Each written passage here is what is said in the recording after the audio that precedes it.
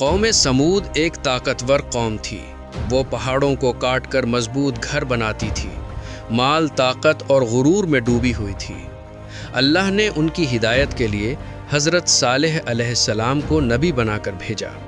حضرت صالح علیہ السلام نے کہا، اے میری قوم، اللہ کی عبادت کرو، اس کے سوا تمہارا کوئی معبود نہیں، زمین میں فساد نہ پھیلاؤ۔ لیکن قوم سمود نے انکار کر دیا۔ انہوں نے کہا، اگر تم سچے نبی ہو تو کوئی نشانی لے آؤ۔ اللہ کے حکم سے ایک چٹان سے ایک زندہ اونٹنی نکلی۔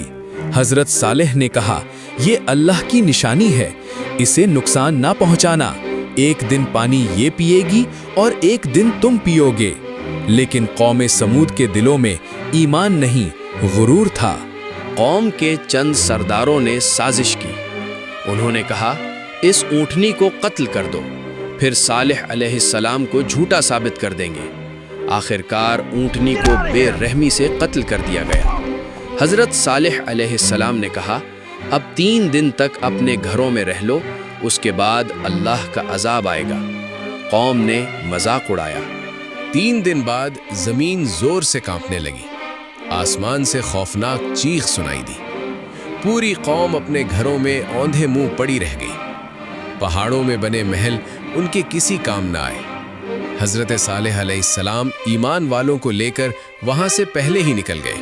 حضرت عبداللہ بن عمر رضی اللہ عنہ بیان کرتے ہیں، رسول اللہ صلی اللہ علیہ وسلم نے فرمایا، ان لوگوں یعنی قوم سمود پر داخل نہ ہو جن پر اللہ کا عذاب آیا تھا، مگر یہ کہ تم روتے ہوئے داخل ہو۔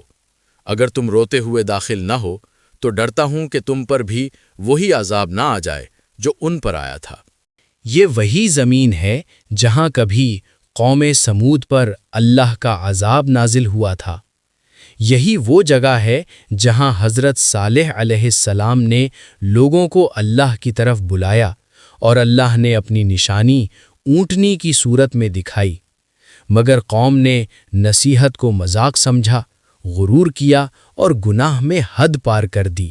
رسول اللہ صلی اللہ علیہ وسلم جب اس بستی سے گزرے تو سر جھکا لیا، رفتار تیز کر دی اور فرمایا، عذاب والی قوموں کی جگہوں میں روتے ہوئے داخل ہوا کرو، لیکن آج اسی جگہ کو العلا کہا جاتا ہے اور اسے عبرت کے بجائے تفریح کا مرکز بنا دیا گیا۔